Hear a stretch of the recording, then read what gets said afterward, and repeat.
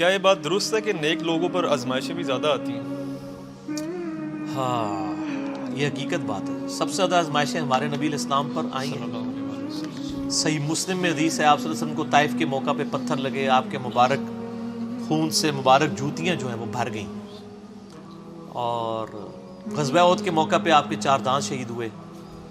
ترمذی میں اور ابن ماجہ میں ایک صحیح حدیث ہے، آپ صلی اللہ علیہ وآلہ وسلم نے فرمایا کہ اللہ تعالیٰ سب سے زیادہ تکلیف دنیا میں ان کو دیتا ہے جو اللہ تعالیٰ کو سب سے بڑھ کر محبوب ہوتے ہیں، یعنی انبیاء کرام. یہ آپ سے نے فرمایا کہ نبیوں پہ سب سے زیادہ تکلیف آتی ہے. اس کے بعد آپ نے یہ نہیں کہا صحابہ پہ آتی ہے، آپ نے کہا ان کے بعد ان پر جو اللہ کو نبیوں کے بعد سب سے بڑھ کر محبوب ہوتے ہیں. اب کئی صحابہ ہیں انہوں نے پوری زندگی لگژریس لائف گزاری ہے، کئی نے تکلیف اٹھائی ہیں، اور آج بھی کئی لوگ ایسے ہیں جو لگژریس لائف گزار رہے ہیں، کئی تکلیف اٹھا رہے ہیں. یہ اب اللہ کو پتا ہے کہ کس نے کس قسم کی تکلیف اٹھانی ہے. پھر وہ چاہے صحابی ہے، چاہے قیامت تک آخری کوئی مسلمان آنے والا ہے، وہ اللہ نے اب ڈیفائن کرنا ہے کہ کس کو کتنے لیول کے اس کے ایمان کے اعتبار سے آزمایا جائے گا. سورہ العنکبوت کا آغاز ہی سے ہوتا ہے کہ لوگ اس بات پہ چھوڑ دیے جائیں گے کہ وہ کہیں کہ ہم ایمان لے کے ان کی آزمائش نہیں ہوگی. تم سے پہلے لوگوں کو بھی ہم نے آزمایا اور تمہیں بھی ضرور آزمائیں گے.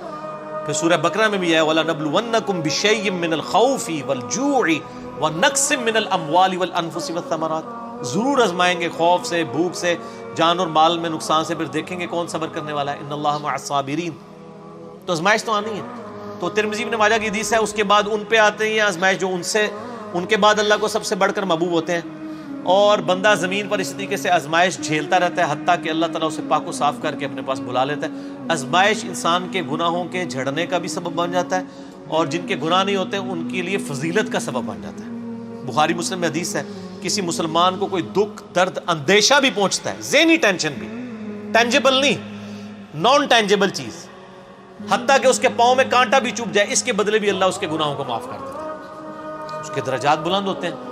تو تکلیفیں تو آتی ہیں، اور نبیوں پہ بھی آئیں، ان کے ماننے والوں پہ بھی آئیں. تکلیف کے بغیر تو اللہ نے چھوڑنا نہیں ہے. البتہ ہر بندے کا ٹیسٹ ڈیفرنٹ ہے. کسی کو اللہ تعالیٰ بے اولاد رکھ کے آزمائے گا، کسی کی جوان اولاد چھین کے آزمائے گا، کسی کی جوان اولاد کو نافرمان بنا کے آزمائے گا، کسی سے اس کی بینائی لے کے اس کو آزمائے گا، کسی کو کے گردے فیل کر کے اس کو آزما لے گا.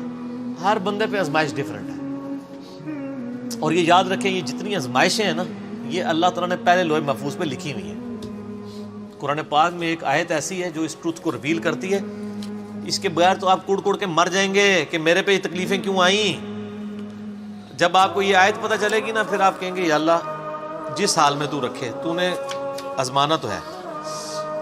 اور یہ جو طارق جمیل صاحب اور یہ باقی جو وائزین کر رہے ہیں نا، کہ آپ اللہ کے راستے پہ آ جائیں تو انشاءاللہ تعالیٰ ساری پریشانیاں دور ہو جائیں گی. ان کو تھوڑا اپنے آپ کو ریوائز کرنا چاہیے.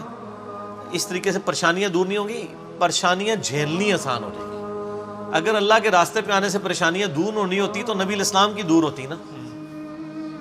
بخاری مسلم میں حدیث ہے، وفات تک اما عائشہ کہتی ہیں کہ 3 مہینے ہمارے گھر میں چولہا نہیں جلتا تھا. 2 کالی چیزوں پہ، کھجور اور پانی پہ گزارا ہوتا تھا، اور وہ بھی تھوک کے حساب سے نہیں. 1 کھجور اور پانی کا پیالہ صبح، میٹھا پانی 8-10 کلومیٹر سے بھر کے لانا پڑتا تھا، اور 1 شام کو. یہ ٹوٹل خوراک تھی. ٹھیک ہے. اور بعد میں صحابہ کرام کو بھی دیکھ لیں، رومن اور پرشین امپائر بھی فتح ہو گئی ہیں تو انہوں نے اپنی زہد کی زندگی گزاری ہے. تو یہ کہانیاں نہ کرایا کریں لوگوں کو. لوگ پھر مایوس ہوتے ہیں، لوگ کہتے ہیں نہیں ہم دین کے راستے پہ آئے، تکلیفیں اور بڑھ گئی ہیں. یہ پھر وہ لوگ اس طرح نہیں ہوتا.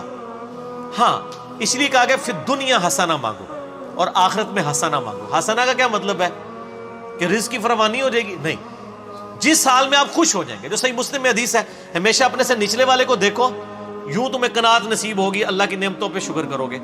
دنیا میں کوئی شخص کہہ سکتا ہے کہ میرے سے نیچے تو ہے ہی کوئی نہیں ہے. سر ہر مسلمان اربوں لوگوں سے اوپر ہے. دنیا میں اس وقت بھی 4 ارب لوگ ہیں جن کے دل میں کلمہ نہیں ہے، تو مسلمان اس سے اوپر تو ہے نا. پھر اور نعمتیں گننا شروع کریں. سر پی سی ہوٹل کا مالک جو ہے وہ مرچ نہیں کھا سکتا، اور میں چنا چاٹ بھی کھا لیتا ہوں، تو میں اس سے بہتر ہوں. ایک فیکٹر میں نے کنسیڈر کیا ہے نا. اس کے بعد دولت ہے تو کیا کرے گا؟ ڈالر کھائے گا. تو ہر بندے کو اللہ نے آزمائش میں ڈالا ہے. تو یہ آیت ہے سورۃ الحدید کی آیت نمبر 22 اور 23. اعوذ باللہ من الشیطان الرجیم، ما اصاب من مصیبت فی الارض، کوئی بھی مصیبت جو زمین میں آتی ہے، ولا فی انفسکم، یا وہ تمہاری جان میں آتی ہے، الا فی کتاب من قبل ان نبرأها، وہ ہم نے لوح محفوظ پہ پہلے ہی لکھ لیا کہ اس کو بھیجیں ہم۔ زمین پہ ارتھ کوئک آتے ہیں، یعنی زلزلے آتے ہیں، سیلاب آتے ہیں، قحط سالی آتی ہے، وبائی مرض پھیلتا ہے، یا تمہاری جان میں کسی کے گردے فیل ہوتے ہیں، کسی کو ہیپاٹائٹس ہو جاتا ہے، کسی کو کینسر ہو جاتا ہے، اللہ تعالیٰ ماتا ہے یہ ساری تکلیفیں میں نے پہلے ہی لکھی ہیں لوح محفوظ پہ کہ اربوں انسانوں میں سے کس بندے کو کون سی تکلیف دینی ہے۔ اللہ اکبر۔ ذالک ان ذالک علی اللہ یسیر، اور بے شک یہ اللہ کے لیے بڑا آسان ہے۔ تمہارے لیے مشکل ہے کہ اتنا ڈیٹا کیسے مینج کیا ہوا ہے، اللہ کے لیے آسان ہے۔ کس لیے؟ لکی لا تأسوا علی ما فاتکم، یہ اس لیے میں نے کیا تاکہ تم کف افسوس نہ ملو جو تم سے چھن جائے۔ کیا کہو؟ انا للہ و انا الیہ راجعون، ہم بھی اللہ کی طرف سے ہم نے لے کے بس چلے جانا ہے۔ مسلم شریف میں حدیث ہے نا، جو تکلیف کے وقت یہ دعا پڑھ لے، انا للہ و انا الیہ راجعون اللہم اجرنی فی مصیبتی واخلف لی خیرا منہا، تو اللہ تعالیٰ اس کو بہتر نعم البدل عطا کر دیتا ہے۔ میرا یوٹیوب پہ ایک کلپ ہے، غم کی خبر کو خوشی میں بدلنے کی دعا، اس میں نے ڈیٹیل سے اس کے اوپر بات کی، آج میں ڈیٹیل میں نہیں جاؤں گا۔ اللہ تعالیٰ ماتا یہ میں نے اس لیے لوح محفوظ پہ والا لکھا ہے تاکہ تمہیں افسوس نہ ہو جو تم سے جاتا رہا، ولا تفرحوا بما آتاکم، اور تم شیخی نہ بگاڑو اس پہ جو تمہیں مل جائے۔ واللہ لا يحب كل مختال فخور، اللہ تعالیٰ ہر شیخی خورا جو ہے، شیخی بگاڑنے والا، اللہ تعالیٰ اس کو پسند نہیں کرتا۔ تو اسلام تو کہتا ہے جی خوشی ہے تب گاڈ اورینٹڈ ہو، غم ہے تب گاڈ اورینٹڈ ہو، ٹھیک ہو گیا۔